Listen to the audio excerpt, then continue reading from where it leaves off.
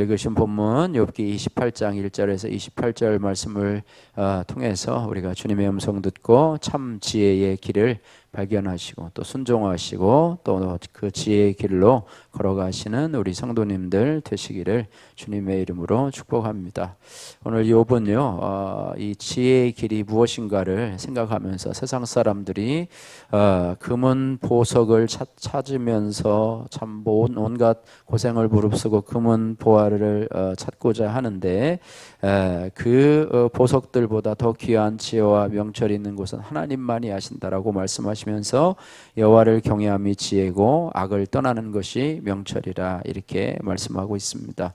1절에서 11절 말씀에 세상 사람들이요 이 금은 보화를 얻으려는 수고에 대해서 이들이 이 욥이 1절에서부터 기록을 하고 있습니다. 그래서 어둠을 뚫고 탐지하고 또 발길이 닿지 않는 경로까지 들어가서 결국에는 그것을 캐낸다 이렇게 말하지요. 그래서 뭐 광맥을 찾아가지고 그것을 뚫고 또 거기에다가 동굴을 파가지고 또 그곳에서 이 암석과 함께 캐내가지고 와서 또 정제하는 그런 과정들을 거쳐서 이제는 온갖 보석들을 찾아내고 또 그것이 뭐 돌덩이와 같이 흔한 것이 아니기 때문에 정말로 귀한 값을 쳐주는, 그래서 사람들은 이 보석을 금은 보석을 찾고자 참 오늘날도 역시 마찬가지로 많은 노력을 기울이는데요. 그러나 세상의 금은 보석은 찾을 수 있다 하더라도 하나님을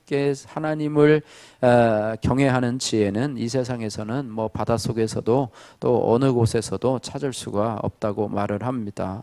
우리가 그러면서 하나님 앞에 어떤 뭐 모습으로 나가야 되느냐, 그 12절에서 22절 말씀 보면은요 욥은 하나님을 아는 지식 또 하나님을 아는 진정한 지혜와 명철은 세상 어디에서도 찾을 수 없고 오직 하나님이 계시해 주셔야지만이 알 수 있다 이렇게 말씀을 하고 있습니다. 그래서 순금으로도 바꿀 수 없고 또 은을 달아도 그 값을 정할 수가 없다라고 말하면서 그 지혜의 값은요 무엇을 주고 살 수도 없고 또 어디서 찾을 수도 없고 또 사람이 아무리 지혜를 궁구하고 또 찾는다 할지라도 찾을 수가 없고 또 그 값은 세상의 금은 보화보다도 훨씬 더 큰 것이 바로 지혜의 값이다 이렇게 말씀하고 있습니다. 그래서 참 지혜와 지식의 근원에 대해서 오늘 23절에서 28절 말씀까지 말씀하시는데요. 같이 한번 읽겠습니다. 23절부터 28절까지 읽습니다. 하나님이 그 길을 아시며 있는 곳을 아시나니 이는 그가 땅끝까지 감찰하시며 온 천하를 살피시며 바람의 무게를 정하시며 물의 분량을 정하시며 비 내리는 법칙을 정하시고 비 구름의 길과 우리의 법칙을 만드셨음이니라. 그때 그가 보시고 선포하시며 굳게 세우시고 영구하셨고 또 사람에게 말씀하셨도다. 보라 주를 경외함이 지혜요 악을 떠남이 명철이니라. 아멘. 그래서 우리가 세상에서 좋은 스펙을 얻으려고 또 좋은 환경에 거하려고 또 돈과 명예를 얻으려고 뭐 국회의원 선거도 마찬가지겠죠. 어쨌든 뭐 명예를 얻으면 많은 특혜가 따라다니고 또 많은 이익이 따라다니기 때문에 그것을 얻으려고 많은 사람들이 지금 지원해서 그렇게 살아가고 있는데요. 그런다 할지라도 그들이 하나님이 주시는 지혜가 없으면 모든 것이 헛되고 헛되고 헛다다. 전도서 기자가 말하는 것처럼 그 모든 것이 하나님이 주시는 지혜가 없으면 모든 것이 헛될 뿐이로다 말씀하고 있습니다. 그래서 이 세상이 주는 자기 지혜로는 하나님의 지혜를 알 수가 없다라고 하는 것입니다. 그래서 우리가 지혜를 아는 자, 또 지혜를 발견하는 자, 하나님께로부터 오는 참 지혜를 발견하는 자가 이 세상에서 가장 행복한 자이고 귀한 자라고 하는 사실입니다. 그래서 지혜의 값을 아는 자는 무엇인가 하면 자신이 아무것도 할 수 없다고 고백하는 자들입니다. 반대로 어리석은 자는 내가 다 할 수 있다라고 생각하고 그렇게 인생을 살아가며 창조주 하나님, 전능하신 하나님을 의지하지 않고 자신의 힘과 능력과 권력만을 가지고 살아가는 사람들은 참 지혜 대신 하나님을 발견하지 못한다 이렇게 말씀하고 있습니다. 그래서 그렇게 살다 보면 보면은요 교만하게 되죠. 그래서 교만함이 멸망의 지름길이요, 또 패망의 선봉, 거만함이 멸망의 선봉이다 이렇게 말씀하고 있는데요. 하나님은 겸손한 자에게 은혜를 베푸시고 교만한 자를 물리치신다 이렇게 말씀하고 있습니다. 그래서 교만은 패망의 선봉이요, 거만함은 넘어짐의 앞잡이라 이렇게 말해요. 그러니까 자기 스스로 모든 것을 할 수 있다라고 생각하는 것은 하나님을 결코 찾지 못하고 또 하나님 앞에도 은혜를 입지 못하는 그런 불쌍한 삶을 살아가는데, 그런 교만함이 어디서부터 나타나느냐? 자신에게 주어진 스펙, 또 자신에게 주어진 좋은 환경, 또 좋은 가문, 또 돈과 명예와 여러 가지 것들을 포장해서 이제 자기 자신이 힘이 있고 권력이 있는 사람으로, 자기 자신이 지혜가 있는 사람으로 생각을 하고, 인생의 경험을 많이 쌓았기 때문에 나는 당신보다 훨씬 더 지혜롭다 생각을 하고, 그들이 만약에 하나님의 예배의 자리에 나왔다 할지라도 그 말씀을 자신의 경험으로 또 자신의 지식으로 걸러내어서 하나님의 말씀을 잘 받아들이지 못한다고 하는 것입니다. 그래서 하나님께서는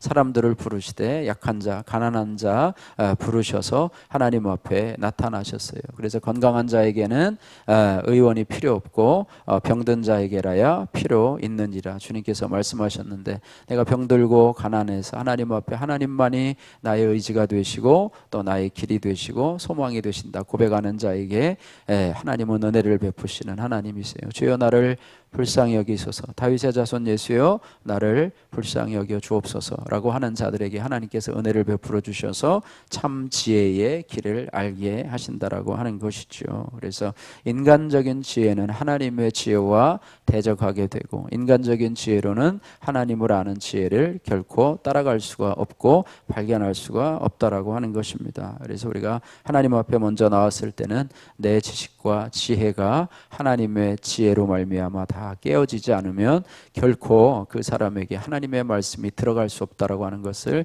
기억하면서, 그래서 하나님이 우리로 하여금 하나님의 지혜가 들어가기 위해서 우리에게 고난을 허락하시는 거죠. 나를 낮추시고 또 나를 고난의 용광로에 넣어주심으로 인해서 나는 별거 아닌 존재구나, 나는 아무것도 아닌 존재구나, 내가 가지고 있는 스펙도 또 내가 가지고 있는 그런 좋은 환경도 또 내가 가지고 있는 돈과 명예도 별것 아니구나, 정말로 지금 벚꽃이 화려하게 피고 있는데요, 며칠만 지나 보십시오. 또 다 떨어지고요, 이제 파란 잎만 무성할 것입니다. 잠시 잠깐 있는 인생의 모습이 바로 지금 화려하게 피고 사람들의 마음을 즐겁게 해주지만 그것은 일시적인 것이고 영원한 것이 아님을 기억해야 할 것입니다. 그래서 오늘 말씀의 결론이 바로 28절 말씀이죠. 같이 한번 읽겠습니다.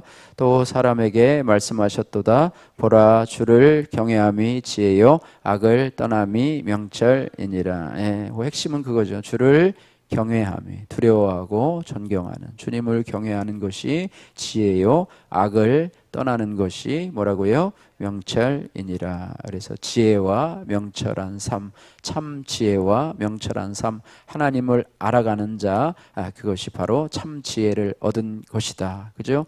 요한복음 14장 6절에 예수께서 이르시되 내가 곧 길이요 진리요 생명이니 나로 말미암지 않고는 아버지께로 올 자가 없느니라. 이렇게 말씀하고 있는 것처럼 우리가 나의 지혜, 내 지식과 논리에서 나오는 나의 지혜가 아니라 하나님의 경외하는 것으로부터 나오는 참 지혜, 하나님 앞에 말씀 속에서 묻고 기도하면서 묻고 우리 공동체에 물으면서 참 지혜의 길을 걸어가시는 은혜가 있기를 소원합니다.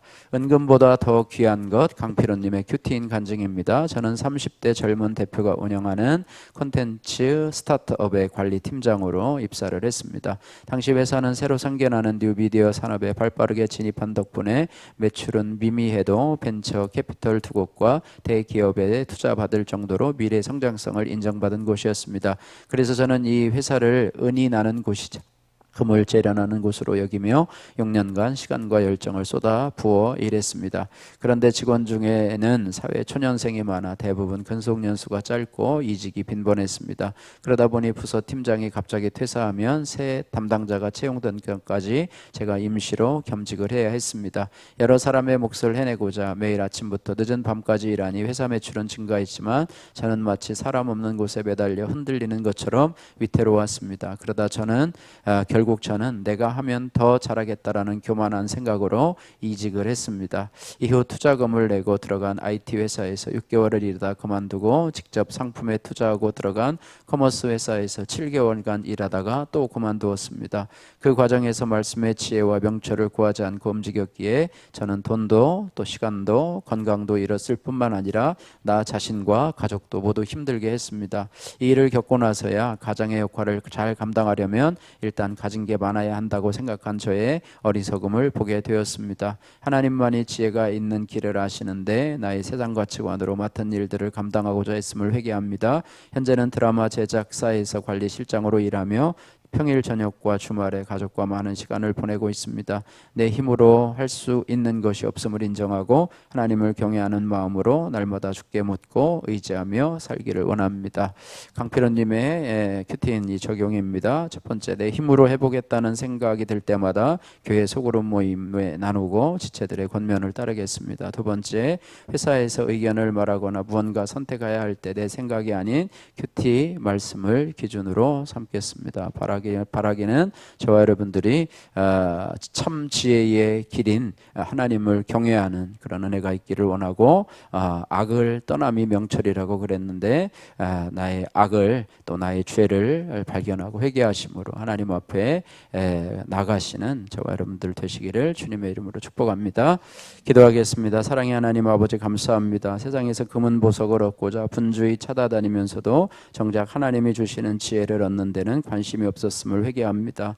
하나님 아버지, 저를 불쌍히 여겨주시고 참된 지혜를 주시려고 허락하신 저의 고난의 환경에서 저의 죄를 보고 악을 보고 떠나게 하옵시며, 이제는 하나님을 경외함으로 날마다 주시는 말씀을 묵상하며 적용하며 순종하는 그런 아름다운 삶을 살아갈 수 있도록 은혜 베풀어 주옵소서. 예수님 거룩하신 이름으로 기도드립니다. 아멘.